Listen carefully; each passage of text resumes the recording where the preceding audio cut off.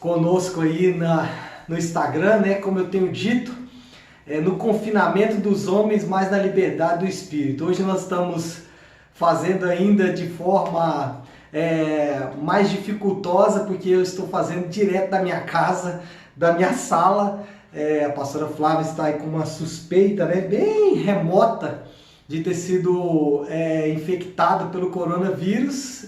Possibilidade essa que a gente acha bem pouco provável, porém, seguindo as recomendações governamentais, ela está intensificando a sua quarentena e nós estamos juntos. Então, ficamos em casa, eu, ela e o Davi, não saímos para nada, por isso estou transmitindo hoje direto aqui da nossa casa. Preparamos toda a estrutura aqui para transmitir, para poder levar para vocês aí, para servir vocês da melhor forma possível. Então, se houver aí alguma dificuldade durante essa transmissão, né, vocês já vão nos perdoando em nome de Jesus, tá bom? Dito isso, nós vamos orar para efetivamente começarmos então a nossa transmissão do culto de hoje.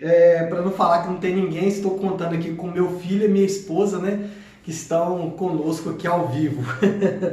Bom, vamos orar para começarmos então, né, a transmissão da palavra. Antes até de orar, eu gostaria de fazer aqui duas recomendações importantes para vocês. A primeira delas está ligada, né, às nossas contribuições. Nós temos diminuído bastante aí as nossas despesas como igreja.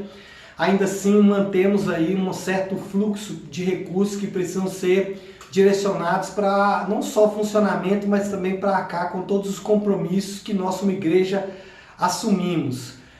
Então eu queria convidar você, né, que é nosso membro de nossa igreja, a que você continuasse fiel aos seus dízimos e às suas ofertas, né? A conta da nossa igreja, eu vou aproximar aqui para vocês possam ver, tá dando para ver aí? Tá.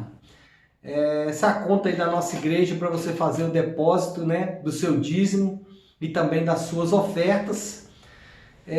Gostaria de lembrar apenas, né, que é importante você entender que esse é o momento em que você, como mordomo daquilo que o Senhor tem colocado nas suas mãos, e você primeiro faça uma reanálise aí das suas despesas. É importante você reavaliar as suas despesas, né? Se você realmente tem gastado bem os recursos que o Senhor tem te dado. Esse é um momento em que nós precisamos economizar bastante. E a segunda coisa que eu quero dizer para você é que você deve continuar fiel aos seus dízimos e às suas ofertas. Tudo aquilo que o Senhor colocar na sua mão, você deve devolver para Ele a 10ª parte, porque isso é o que as Escrituras preconizam e isso é o que nós vamos manter funcionando as nossas atividades. Outra recomendação que eu quero fazer para você ainda ligado a isso, nós temos uma parceria com alguns irmãos que são importantes para nós. E dentre esses irmãos estão os irmãos lá do projeto Gotas de Alegria, do pastor Maurimir. Ontem, inclusive, postamos no grupo da igreja um vídeo dele, agradecendo porque a ação aí do Mário, juntamente com o Breno e a equipe de ação social, conseguiu suprir eles lá com algumas fraldas que eles estavam precisando para atender uma demanda. E ontem ele colocou-lhe um agradecimento, mas também um pedido de ajuda com relação a mantimentos. Então ele tem lá um grupo grande de pessoas que dependem dele para poder continuar sendo alimentados. Então, se você puder ajudar nesse momento, você pode ajudar de duas formas. Você pode ajudar financeiramente, realmente entregando uma oferta, um valor significativo que vai ser direcionado para esses irmãos. Ou você pode ajudar também com alimentos. Às vezes você fala, não, tenho uma cesta básica, ou eu vou no próprio supermercado, vou fazer uma compra de alimentos que vai ajudar esses irmãos ali. Então você pode ajudar dessas duas formas. Procure o presbítero Mário, também o Breno, para você poder ajudar. Se você está me vendo aí no Instagram ou no YouTube, você pode fazer a sua contribuição mandando para a gente aí uma mensagem, né, para o nosso direct ou depositando na conta da igreja. Eu só peço você que faça a comunicação para a gente. Ó, fiz um depósito aí para ser direcionado para essa tarefa específica, certo? Outro aviso que eu queria dar para vocês com relação ao nosso funcionamento semanal. Nós temos tentado de alguma forma manter, né, mesmo que online, o funcionamento aí das nossas atividades semanais como igreja, para continuar alimentando, né, de certa forma a igreja, continuar servindo a igreja com os nossos dons e talentos. Então, fique atento às nossas atividades semanais. A nossa semana está bem cheia. Temos tentado, né, ocupar ali o maior número de tempo possível, principalmente porque muitos de vocês, assim como eu, como minha família, precisam ficar mais recluso em casa. Então a gente está tentando fornecer para vocês também um alimento que vai te ajudar nesse período aí de quarentena, nesse período de confinamento.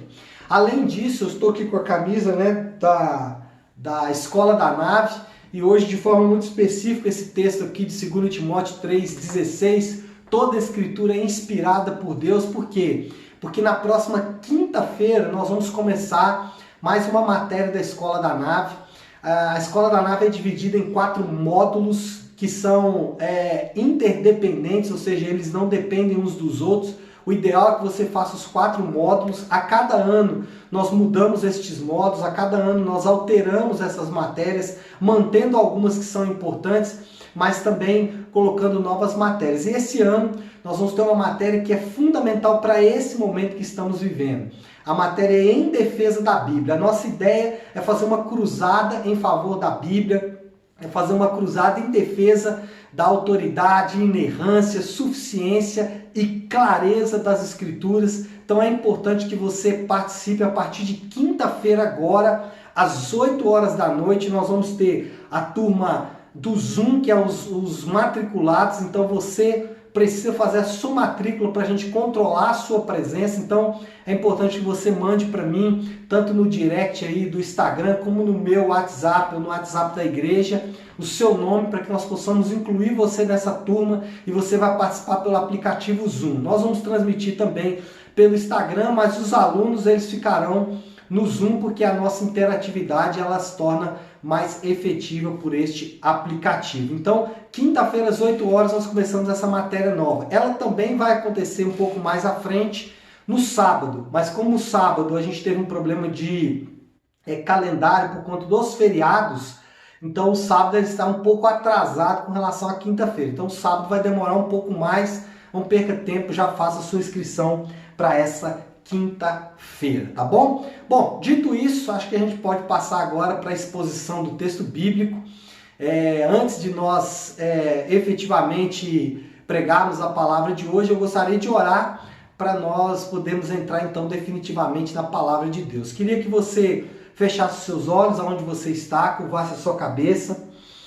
Senhor nosso Deus, Pai querido, nós te adoramos por esta manhã tão preciosa. Louvamos e engrandecemos o teu santo e precioso nome. Declaramos, meu Pai, a tua majestade, o teu governo e o teu domínio sobre nós. Declaramos a tua soberania sobre toda a terra. Declaramos, meu Pai, que nada acontece se não for da tua estrita e perfeita vontade.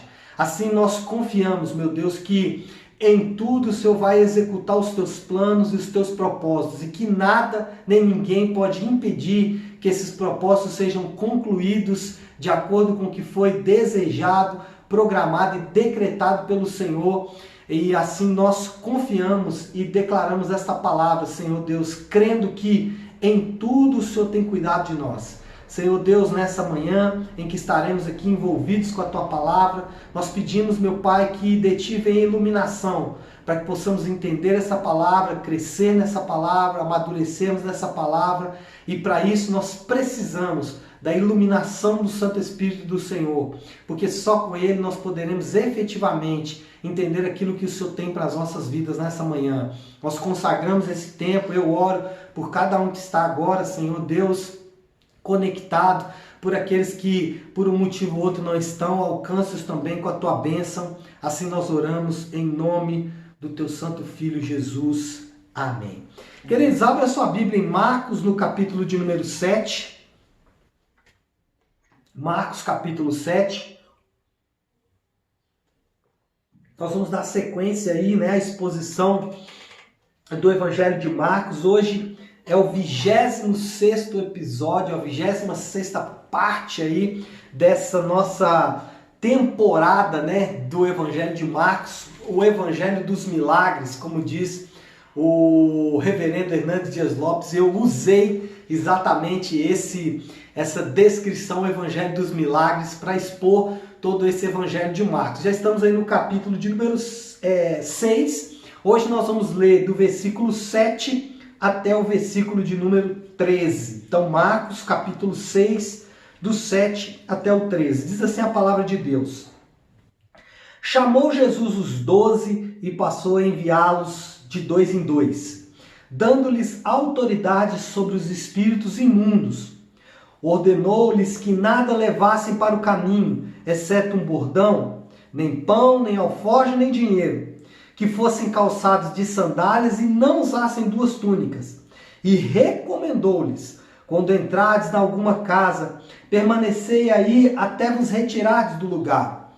Se em algum lugar não vos receberem nem vos ouvirem, ao sairdes dali, sacudi o pó dos pés, em testemunho contra eles. Então, saindo eles, pregavam ao povo que se arrependessem, e expeliam muitos demônios e curavam numerosos enfermos, ungindo-os com óleo. Amados, o que nós precisamos fazer de forma introdutória é nos lembrar de todo o andamento aí do Evangelho de Marcos.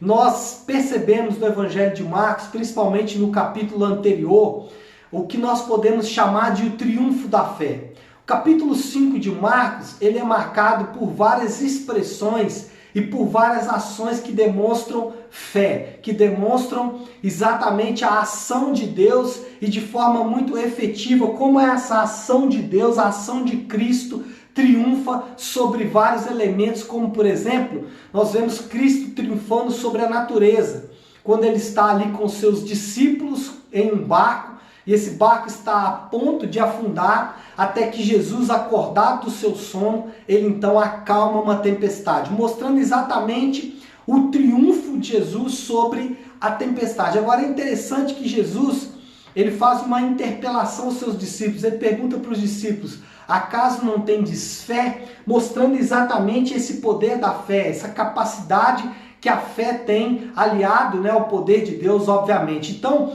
Cristo, no capítulo 5 de Marcos, ele triunfa sobre a natureza, mas não é só isso. Ao chegar ao lugar onde ele estava indo, a terra de Gadara, ele também triunfa sobre os demônios. O texto bíblico relata que Jesus encontrou com um homem que estava há muitos anos já possesso de um demônio que o levava para os sepulcros. Ele vivia entre os sepulcros, se alimentava de cadáveres, vivia naquele lugar. Então, nós percebemos exatamente o triunfo de Jesus sobre a natureza, no caso do barco, sobre os demônios, no caso do gadareno, sobre a enfermidade, porque quando Jesus volta de Gadara, ele encontra uma mulher que 12 anos estava acometida de uma enfermidade. E Jesus mostra todo o poder dele sobre aquela enfermidade, curando aquela mulher que há 12 anos sofria daquela mesma enfermidade. E por último, no capítulo 5, nós vemos o triunfo da fé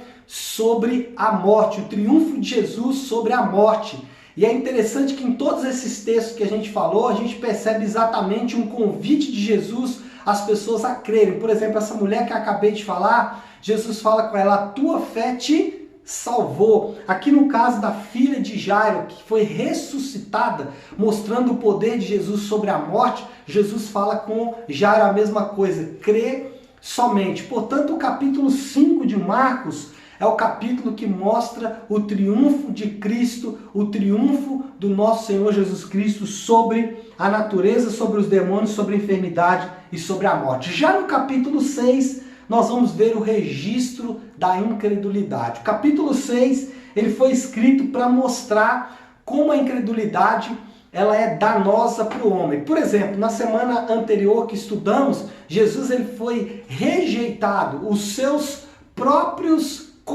compatriotas, seus próprios patrícios, aqueles de Nazaré, a cidade onde Jesus viveu, não o receberam.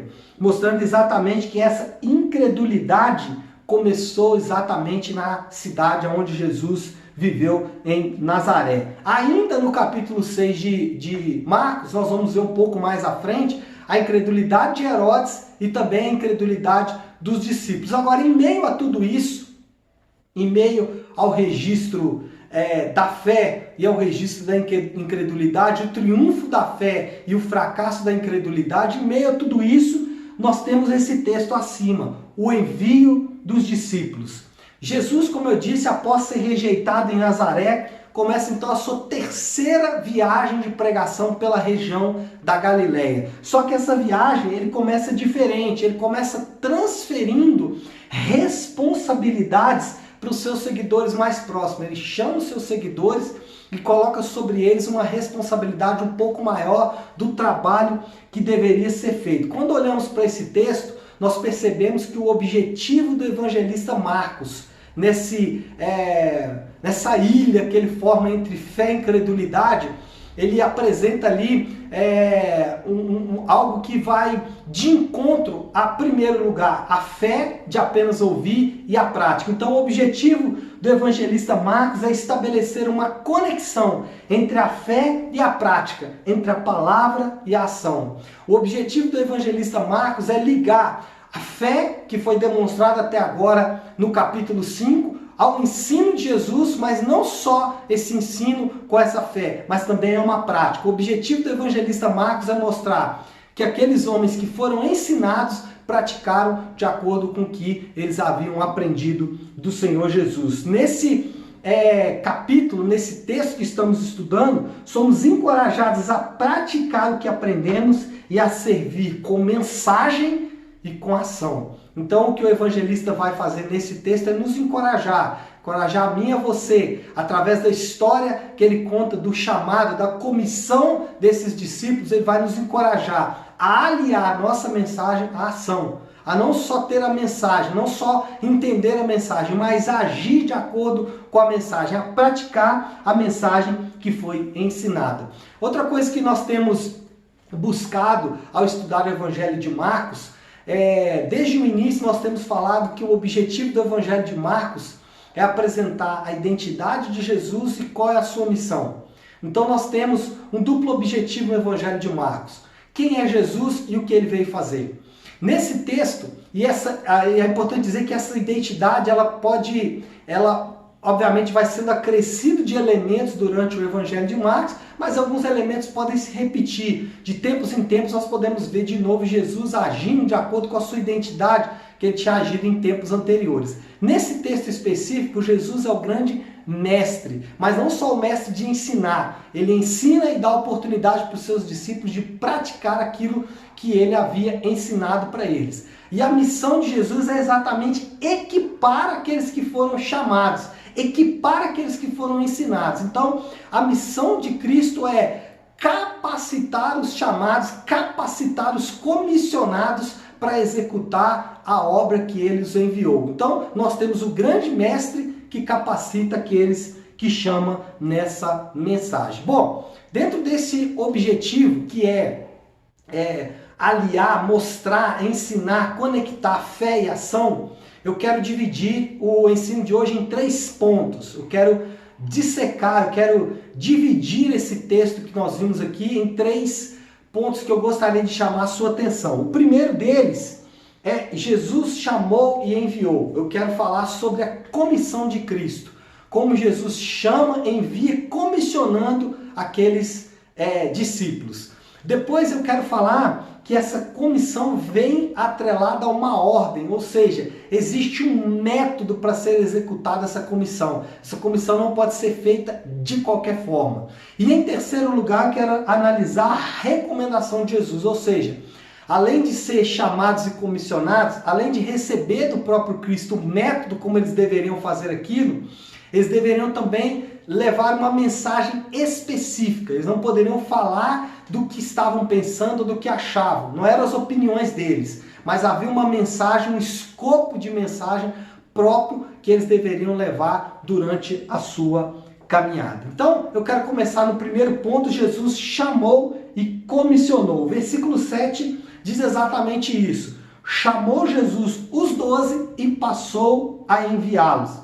Irmãos, quando a gente pensa em comissão, a palavra comissionamento significa delegação de poder provisório. E é exatamente isso que a gente vê nesse texto. Jesus estava delegando, Jesus estava colocando sobre aqueles discípulos um poder provisório. Eles teriam uma autoridade provisória para executar uma tarefa, o qual eles estavam sendo designados para fazer. É interessante que, ao estudar a história dos discípulos, nós vamos perceber exatamente que essa comissão envolvia pelo menos 3 aspectos. Essa comissão envolvia o chamado para ser, então os discípulos são chamados para ser discípulos, algo relacionado ao caráter, ao interior. Além disso, Jesus ensinou os discípulos como fazer. Então, primeiro, o chamado, essa comissão, é um chamado a ser, depois essa comissão é um chamado a fazer, e em terceiro lugar, Jesus os enviou com sua autoridade para viver. Então nós estamos falando de ser, fazer e viver essa comissão. Podemos resumir essa santa comissão, esse santo chamado de Cristo em 2 palavras: arrependimento e proclamação, mudança de vida e uma mensagem, transformação de vida e algo a ser transmitido para as pessoas, uma mensagem a ser transmitida para as pessoas.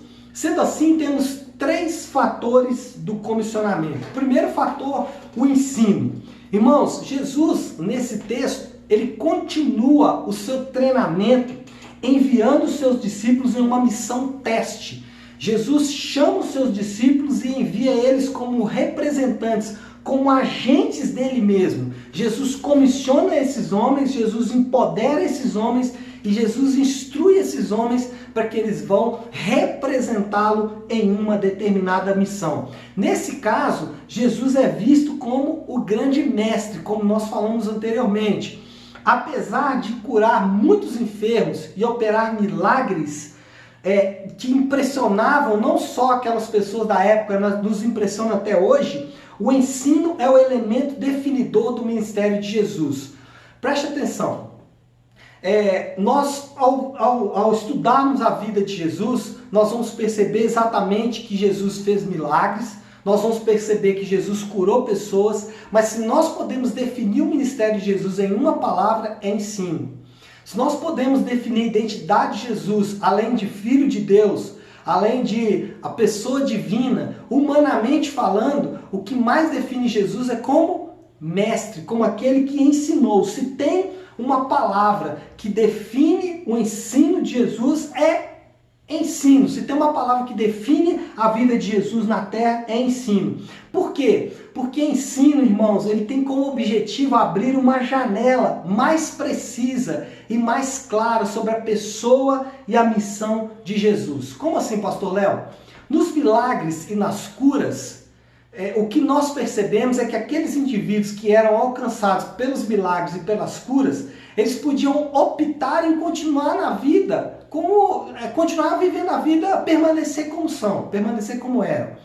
Quando a gente percebe Jesus operando milagres, quando a gente percebe Jesus curando pessoas ou expelindo demônios, aquelas pessoas tinham a opção de continuar como estavam. Porém, quando a gente pensa no ensino que Jesus ofereceu para aquelas pessoas, esse ensino tinha a possibilidade de uma compreensão e de um compromisso maiores. Então, quando Jesus ensinava, ele estava abrindo uma janela, ele estava abrindo a possibilidade daquelas pessoas compreenderem melhor quem ele era e o que ele veio fazer aqui.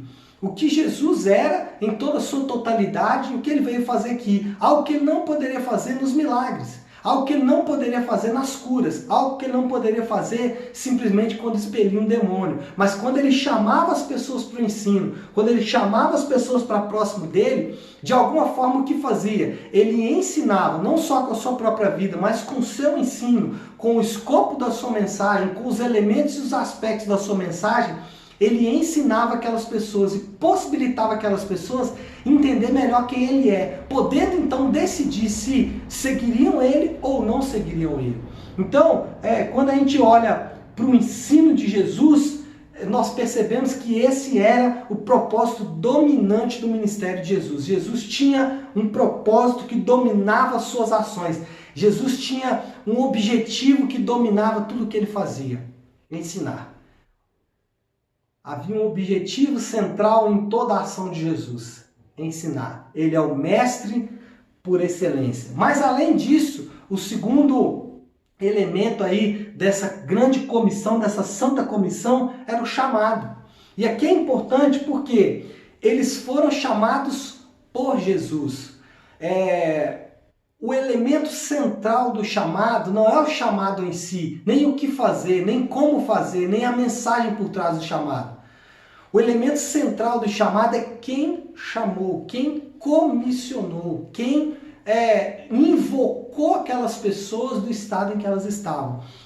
Muitas vezes nós nos esquecemos disso, e os discípulos, eles não poderiam esquecer jamais que eles não decidiram seguir Jesus. Não foi uma ação deles de, olha, nós decidimos seguir Jesus. Não, o chamado divino suplantou a vontade deles. O chamado divino foi mais forte do que a própria vontade deles. Aquele que estava chamando, chamou de forma eficaz, chamou de forma efetiva, chamou de forma definitiva. Irmãos, quando nós falamos de comissão, nós falamos de chamado, nós falamos não do que acontece comigo ou com você, mas quem nos chamou para fazer o que devemos fazer. Nada é mais importante do que Jesus. Nada é mais importante do que aquele que chamou. E aqui nesse caso, mais uma vez, o foco, a ênfase é colocada em Jesus. Jesus os chamou. Quem chama é Jesus. E o foco deve estar naquele que chama. A nossa mensagem principal deve ser representar, mostrar aquele que chama. O chamado não pode ser para um propósito humano, não pode ser com princípios egoístas, não pode ser com princípios arrogantes nem orgulhosos. Chamado, ele tem que ter no seu escopo a pessoa que está chamando, porque quem pode estar te chamando é o seu pastor, quem pode estar te chamando é o seu líder, quem pode estar te chamando pode ser você mesmo. E aí, quando você é chamado por esses aspectos, nada muda na sua vida, porque só vai mudar aquilo que você quer e essa mudança é limitada. Agora, se você realmente é chamado por Jesus, aí é transformador, a vida muda completamente. E em terceiro lugar, além de chamados, eles foram enviados. Então, eles foram ensinados, eles foram chamados e depois eles foram enviados. O envio dos 12, quando olhamos para eles, parece ser uma atitude prematura. Nós podemos até ser pegos de surpresa, porque nós observamos que até esse momento não há absolutamente nada de animador na vida desses homens. O que esses homens já haviam produzido que poderia levar Jesus a chamá-los? O que esses homens fizeram que os credenciou a serem enviados por Jesus? Quais eram as credenciais deles? Quais eram as prerrogativas que esses homens estavam apresentando? Praticamente nenhuma. Então, ao olhar para a história desses homens, nós podemos até ser pegos de surpresa. Como assim? Eles já estão sendo enviados, mas o treinamento basicamente começou, eles não deram fruto absolutamente nenhum ainda, não tem nenhuma perspectiva de mudança na vida desses homens. Como esses homens podem ser enviados? Irmãos, a santa comissão de Jesus, ela não depende dos méritos nem da perfeição dos missionários. Aqui nós aprendemos que o chamado autoritativo de Jesus é que ele os chama e os equipa para o ministério. Eles foram ensinados, eles foram chamados e enviados por Jesus. Mais uma vez, a ênfase cai não no envio deles, a ênfase cai não na unção que veio sobre eles, mas a ênfase cai naquele que os enviou, porque aquele que os enviou os equipou, os preparou, os capacitou para que eles pudessem fazer aquilo que eles foram chamados. Portanto, aqueles homens, eles foram comissionados e essa comissão levava em conta o ensino que eles foram submetidos, levou em conta o chamado de Deus sobre a vida deles e levou em conta essa capacitação, esse envio, esse equipar que o próprio chamador traz sobre a vida deles. Bom, quando a gente olha para esse texto, tem várias implicações para mim e para você. Existe um comissionamento. Lembre o que é comissionamento. É poder provisório, é autoridade provisória, delegação provisória. Então, existe um comissionamento sobre todos os crentes. Todos os que professam fé em Cristo, eles foram comissionados por Jesus. Amados, nós não fomos salvos por acaso. Tudo que Deus faz tem um propósito. Se nós fomos salvos, se nós fomos alcançados pela palavra de salvação, Cristo fez isso com um propósito. Há um objetivo em nossa salvação, há um objetivo em nosso chamado, há um objetivo no ensino que nós somos sujeitos. Para que o Senhor está nos ensinando? Para que Ele está nos sujeitando a ouvir a palavra? Para que você está nesta manhã ouvindo esta palavra? Você está ouvindo essa palavra porque existe uma comissão sobre a sua vida, existe um chamado sobre a sua vida, existe um envio sobre a sua vida. Todo crente, ele só é cristão verdadeiro porque ele foi comissionado, ele foi chamado por Jesus Cristo.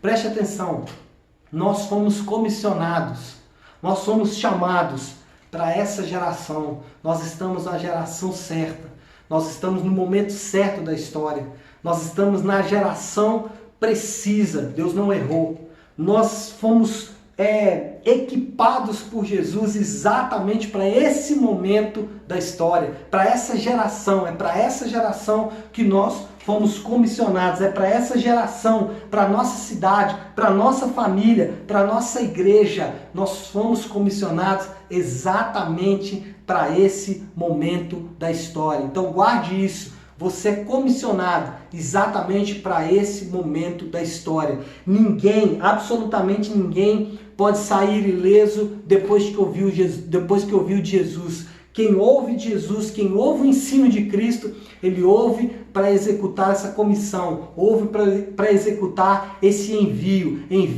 e comissão que o próprio Senhor traz sobre a minha vida e a sua vida. Então guarde isso. Você e eu, nós somos comissionados pelo próprio Senhor Jesus, nós somos chamados, ensinados e enviados, equipados pelo próprio Senhor Jesus, para a nossa casa, para a nossa família e para essa geração. Nós não estamos aqui por acaso, nós estamos aqui com um propósito, nós vivemos esses dias com um propósito e nós vamos viver esse propósito de acordo com a vontade do nosso Deus, de acordo com a sua santa, preciosa e maravilhosa vontade. Assim nós cremos e assim nós realmente encontramos isso nas Escrituras. Em segundo lugar, Jesus ordenou, e quando a gente fala ordenou é que ele estabeleceu o método. Versículo 7 até o versículo 8, 7 e 8 diz assim: chamou Jesus os 12 e passou a enviá-los de 2 em 2, dando-lhes autoridade sobre os espíritos imundos. Versículo 8: ordenou-lhes que nada levassem para o caminho, exceto um bordão, nem pão, nem alforje, nem dinheiro, que fossem calçados de sandálias e não usassem 2 túnicas. Irmãos, Jesus deu aos apóstolos o método, a metodologia, ou seja, ele reforçou a mensagem com atitudes e ação. Então, aquela mensagem ela precisava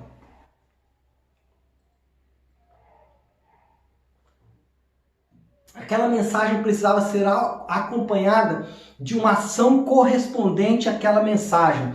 Os apóstolos, em primeiro lugar, o método que Jesus usou para enviar esses homens, o método que Jesus usou nesta santa comissão foi enviar eles de 2 em 2.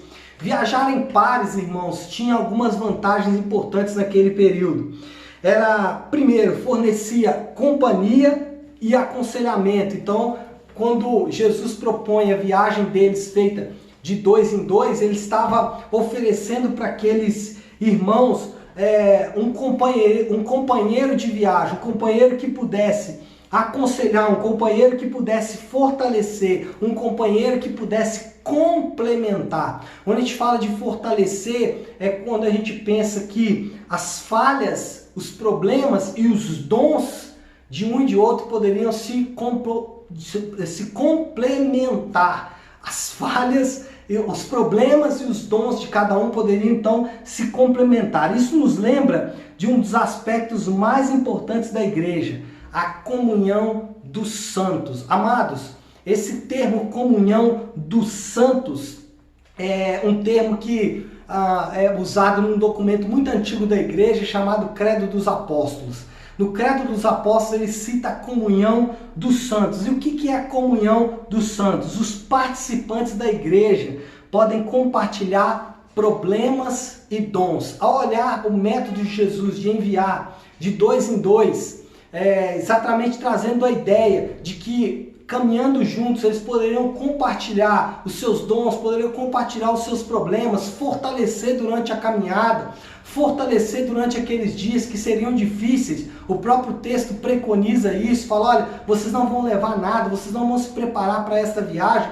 Enfim, o próprio texto já deixa claro que a viagem daqueles dois juntos era para um fortalecer o outro. E quando olhamos para a igreja, nós percebemos exatamente esse aspecto importante de participar de uma igreja, ou seja, compartilhar problemas e compartilhar dons. Isso é comunhão dos santos, receber encorajamento e cooperar para o crescimento do corpo de Cristo. Isso é compartilhar, isso é comunhão dos santos. E quando a gente vê Jesus enviando eles de dois em dois, o que nos parece é que Jesus estava estabelecendo esse método de um ajudar o outro, de compartilhar problemas e de compartilhar também dons. Não podemos perder de vista, irmãos, quando lemos esse texto, quando aplicamos ele para as nossas próprias vidas, a grande bênção que é participar de uma igreja. Ser membro de uma igreja é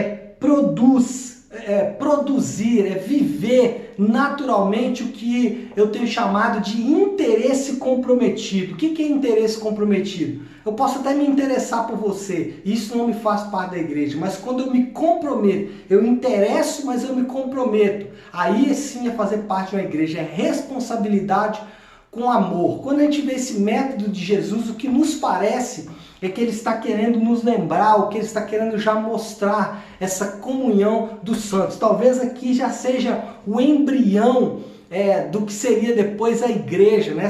esse grande corpo de Cristo na terra, caminhando juntos para que um possa fortalecer e um possa encorajar uns aos outros. Existe uma citação do Mark Dever que ele faz no seu livro 9 Marcas de uma Igreja Saudável, quando ele vai falar de membresia da igreja, ele faz uma citação que eu gostaria de lembrar aqui nessa manhã. Abre aspas aí para o Mark Dever. Frequente uma igreja, una-se a ela, faça isso para que os incrédulos ouçam e vejam o evangelho, para que os crentes fracos desfrutem de cuidado, para que os crentes fortes canalizem suas energias de um modo excelente e para que os líderes da igreja sejam encorajados e auxiliados. Faça isso para que Deus seja glorificado. Então, o que nós percebemos nesse texto aqui de Marcos, quando Jesus estabelece para eles o método, a comissão envolve vocês irem juntos. O que nos parece é que ele está estabelecendo esse princípio da igreja como um lugar onde a comunhão dos santos vai ser efetiva e funcionar de forma bem objetiva. Além disso, eles deveriam confiar no provedor e não na provisão. Eles não deveriam levar túnica extra, nem alforje, nem dinheiro. Deveriam confiar na provisão divina enquanto fazem a obra e não transformar a obra em fonte de lucro. Então, o segundo princípio aqui, o segundo método de Jesus, o primeiro é de dois em dois, o segundo é dependa daquele que provê, dependa daquele que é o dono da provisão. O pastor Hernandes Dias Lopes faz um importante comentário sobre esse fato. Ele diz o seguinte, abre aspas, Jesus queria que eles fossem adequadamente supridos, mas não a ponto de cessarem de viver pela fé. Então, o que o professor Hernandes Dias Lopes está dizendo, coadunando com o que nós entendemos nesse texto nós devemos confiar no Deus da provisão, nós devemos confiar naquele que pode suprir adequadamente, mas não a ponto de cessar de viver pela fé. Entenda algo, irmãos, o verdadeiro serviço cristão, o verdadeiro ato de servir, seja próximo, seja pessoas da minha casa, seja da minha igreja, ou até mesmo o ato de servir a Deus, ele envolve, ele é caracterizado pela dependência em Cristo. A dependência de Jesus, nesse caso, é representado pelo ir para onde ele envia, mesmo que seja com escassez material.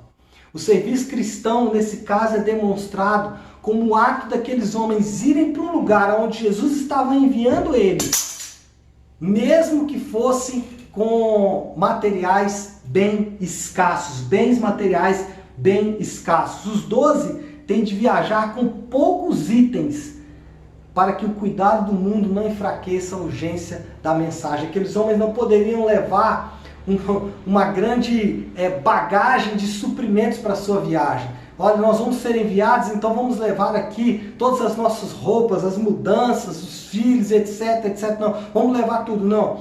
O que Jesus está ensinando aqui é que o foco deve estar somente na fidelidade da proclamação da mensagem.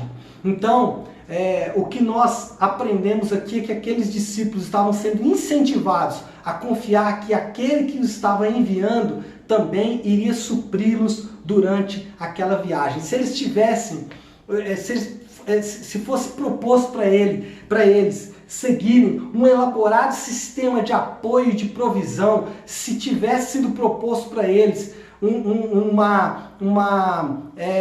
pacote de vantagens, um pacote de benefícios para que eles pudessem fazer aquela tarefa, se fosse proposto para eles uma série de benefícios para que aquela tarefa fosse executada, eles não precisariam seguir por fé. E qual é o problema de um cristão ser totalmente suprido a ponto de ele não precisar mais da fé? É que se torna um contraponto à sua própria mensagem. Se a mensagem é uma mensagem de fé, se a mensagem é uma mensagem de crer naquele que providencia todas as coisas, se a mensagem é em grande medida ligado à confiança em Jesus Cristo, nós não podemos então confiar em nós mesmos, em hipótese alguma. Então, o que Jesus estava mostrando para aqueles homens é que não era crível, não era sustentável dizer de uma fé, sendo que o método deles não ia incorporar fé. Portanto, o método de Jesus leva em conta todas as dificuldades que seus discípulos poderiam enfrentar ao colocar em prática a sua comissão. Jesus estava dizendo, olha, vocês vão enfrentar dificuldades ao colocar a sua comissão em prática, ao colocar o chamado, aquilo que eu tenho para vocês em prática.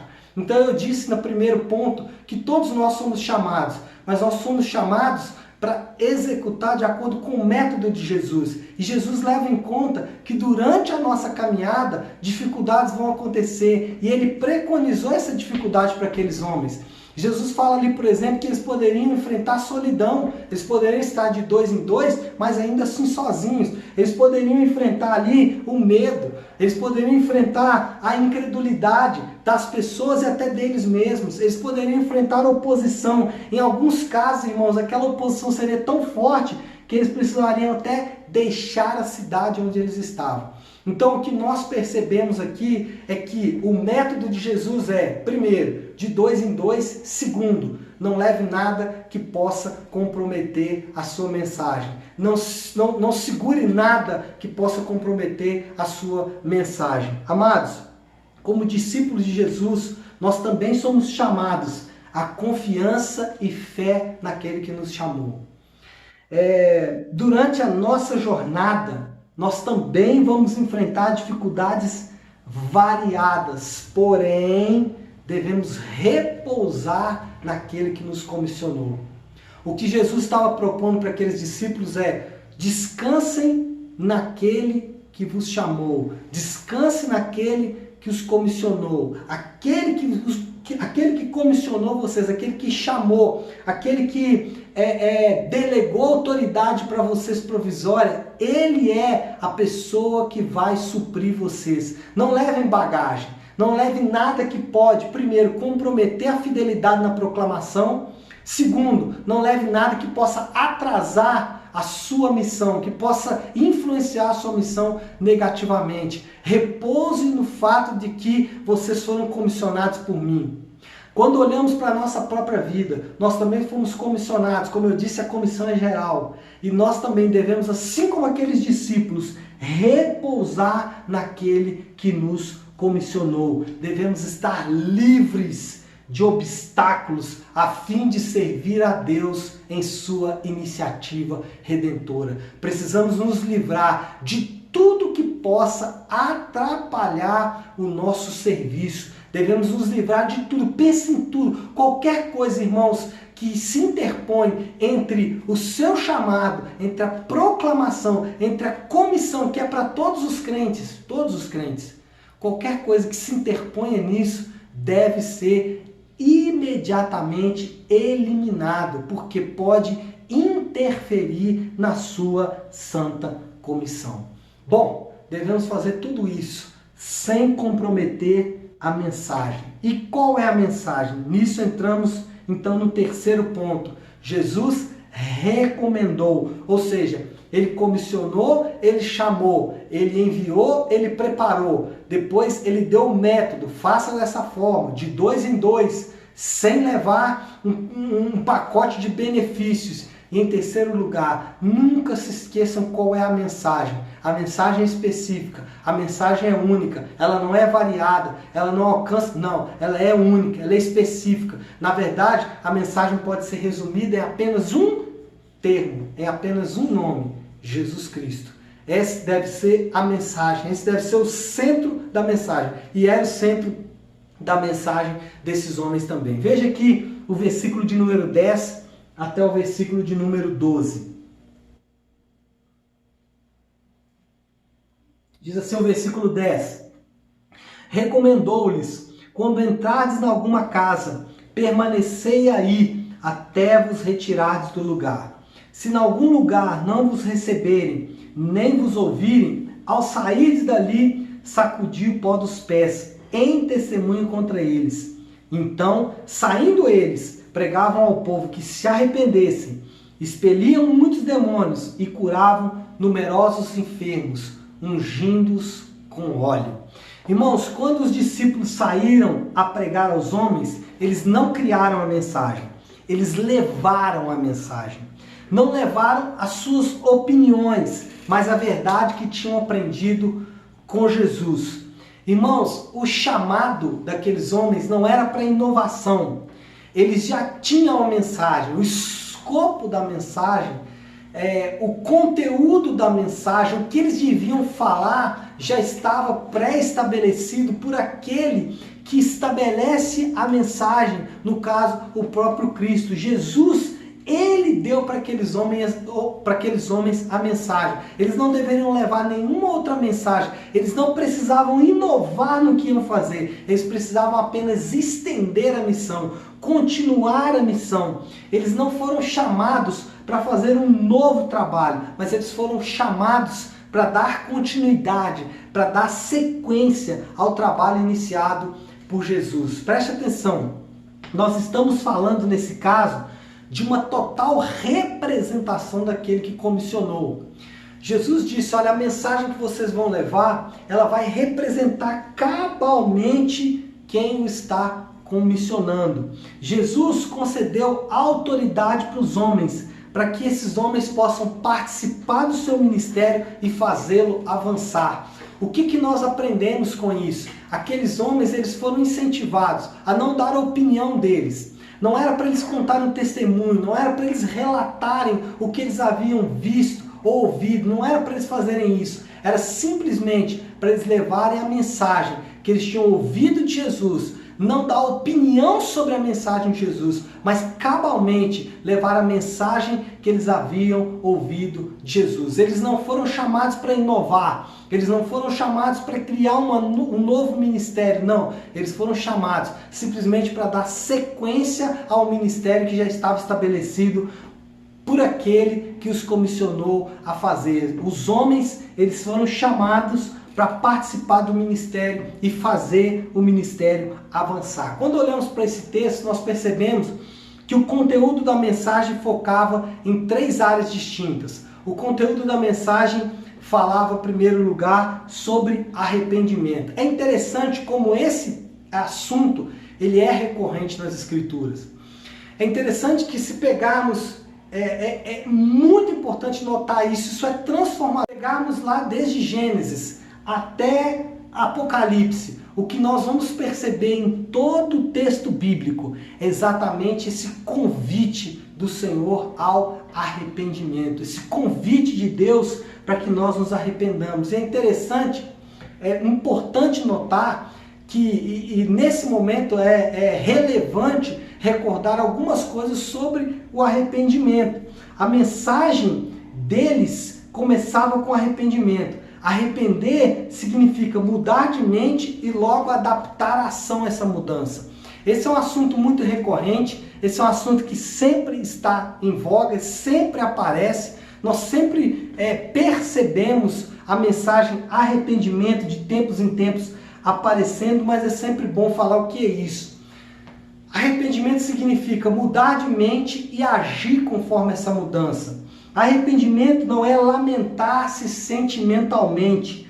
Arrependimento é algo revolucionário. Arrependimento é algo dinâmico. Arrependimento é algo transformador. É realmente o que tem poder de transformar os homens. Nós devemos, como comissionados pelo Senhor Jesus, convocar as pessoas ao arrependimento se quisermos seguirmos as pegadas dos apóstolos. Essa era a mensagem dos apóstolos. E se quisermos seguir as pegadas deles, nós também devemos convocar as pessoas ao arrependimento. Irmãos, nada menos do que arrependimento é exigido dos homens. É impossível entrar no reino dos céus sem passar pela porta do arrependimento. Preste muita atenção no que eu vou dizer. Não há pessoas impenitentes no reino. Todos os que entram no reino, quem entra lá, sente, chora e lamenta a sua própria condição espiritual. Esse é um critério para a entrada no reino. Chorar, lamentar e sentir a dor que é a nossa condição espiritual. Nós vamos fazer uma parada. Isso. Ótimo.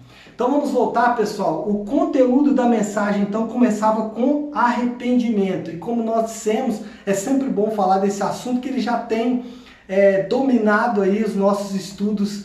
Nós já falamos bastante sobre isso, só que é importante entendermos. E esse é um ponto que eu citei aqui agora há pouco na palavra. Pessoas não entram no reino se não for pela porta do arrependimento. Sentir, chorar e lamentar pela sua condição espiritual. Se o homem não assumir diante de Deus a sua condição espiritual, ele não consegue então obter a salvação que é prometida para aqueles que concordam com Deus com relação à sua própria condição espiritual. Em segundo lugar, a mensagem ela deveria curar os enfermos. Os apóstolos pregaram aos ouvidos, mas também aos olhos. A pregação era feita de forma falada, mas também com ação. Proclamavam e demonstravam. Eles tinham palavra, mas tinham também poder. Irmãos, salvação é uma bênção que se estende ao homem integral. Salvação alcança o homem em todo o seu ser, corpo, alma e espírito. Salvação alcança o homem livrando o seu espírito da condenação eterna, livrando a sua alma das agruras dessa terra e livrando o seu corpo das enfermidades físicas. E é interessante notarmos aqui que pela primeira vez no Novo Testamento aparece a unção com óleo em doentes. E é interessante porque só tem 2 textos no Novo Testamento que vão mostrar o uso do óleo para curar enfermos. Nesse texto que acabamos de ler e lá em Tiago 5,14. Quando estudamos um pouco sobre medicina naquela época, o óleo ele tinha valores medicinais. Então o que Jesus está dizendo aqui não é para você sair ungindo os enfermos com óleo. Não estou nem fazendo uma crítica ao óleo em si não, mas não existe essa ordem nesse texto. Jesus não falou, olha, cure os enfermos com óleo da unção. Não, o que ele está falando é cure os enfermos e também, deixa eu voltar no texto aqui, curando numerosos enfermos, ungindo-os com óleo. Por quê? Porque existem dois aspectos de cura.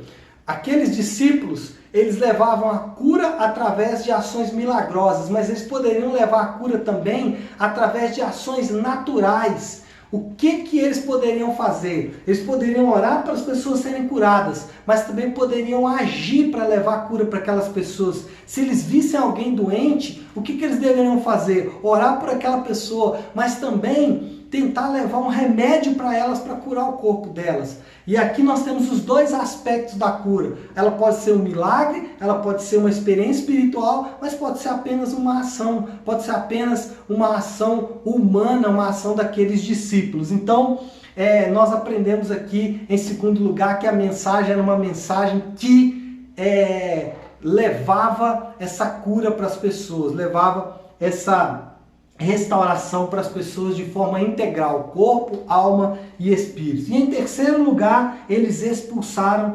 demônios. Irmãos, libertação faz parte do Evangelho. Jesus veio libertar os cativos. Ele se manifestou exatamente para libertar os oprimidos do diabo e desfazer as obras do diabo. A mensagem do Evangelho não é uma mensagem, a entrada do reino. O reino de Deus, ele não é uma penetração num vácuo de poder. Não existe um vácuo de poder e o reino de Deus foi colocado ali. Não, o reino de Deus, ele penetra no reino das trevas. O reino de Deus penetra no reino de Satanás. O reino de Deus penetra nessa guerra cósmica que há entre bem e mal. E não no sentido de que o mal é próximo ao bem. Não. O que nós aprendemos é que não é uma ação passiva. Não. O reino de Deus é uma ação ativa. É desfazer as obras do diabo. É desfazer as obras que foram feitas contra nós. Eu não estou dizendo nem obras de feitiçaria ou obras de magia negra. Não. Eu estou dizendo de obras demoníacas contra as nossas vidas. E Jesus veio exatamente para desfazer essas obras. O reino de Deus é a penetração do reino da luz contra o reino das trevas. Portanto, amados irmãos, nós podemos agora concluir essa mensagem. Lembrando que Jesus chamou, comissionou, Jesus ensinou, Jesus formou aqueles homens, deu condições para eles fazerem. Jesus estabeleceu o método e estabeleceu a mensagem. Irmãos, para concluir, nós devemos lembrar do nosso objetivo inicial, que era estabelecer uma conexão entre fé e prática, palavra e ação. O objetivo nosso era ser encorajado a praticar o que aprendemos e a servir com mensagem e com ação. Esse era o nosso objetivo inicial. E aí, de forma a concluir isso, podemos dizer o seguinte: temos aqui um catálogo de termos importantes do Evangelho. Temos nesse pequeno texto um compêndio de termos que fazem parte da chamada mensagem do Evangelho. Quais que são essas palavras, esses termos? Proclamação, arrependimento, expulsão de demônios e cura. Nesses textos aparecem esses 4 termos que em grande medida compõem o nosso chamado, a nossa grande comissão. Aprendemos também, de forma conclusiva, podemos dizer, um chamado genuíno para esse ministério sempre nos chama para aquilo que não estamos adequadamente preparados. Preste atenção. Isso transforma a nossa vida, isso muda a nossa vida. Eu e você fomos comissionados, mas nós fomos comissionados para algo que nunca estaremos adequadamente preparados para fazer. Eu quero provar para você isso. Muitos de nós nos sentimos inadequados. Muitos de nós nos sentimos aquém daquilo que o Senhor espera de nós. Muitas vezes nós nos enxergamos como incapazes de realizar aquilo que o Senhor nos chamou para realizar. Isso é uma prova de que Ele nos comissionou. Isso é uma prova de que Ele nos chamou. E aí, para finalizar a nossa conclusão, só com a consciência dessa realidade, de que somos inadequados, é que nós, os cristãos, experimentamos a presença e a promessa de Jesus de não depender das habilidades humanas, mas só daquele que nos chama. De forma conclusiva, o que podemos dizer? Podemos dizer que a consciência dessa realidade, de que somos completamente inadequados, nos faz repousar nas grandes promessas do Senhor, nos faz repousar nas grandes palavras e na presença dele nas nossas vidas. Quando olhamos para esse texto, podemos concluir que a presença dele em nós é a chama viva de que nós somos comissionados por ele. Então essa é uma grande conclusão que podemos tirar de tudo isso. De forma a aplicar, eu queria propor algumas ações para mim e para você, de forma a dar uma resposta e de forma a aplicar e a perceber as implicações desse texto para cada um de nós. A primeira dessas implicações, dessas aplicações é: a Santa Comissão é para todos os cristãos. Somos chamados a ser, ensinar e, por fim, enviados com autoridade para fazer. Amados, o que pode transformar o nosso coração? E que nessa manhã você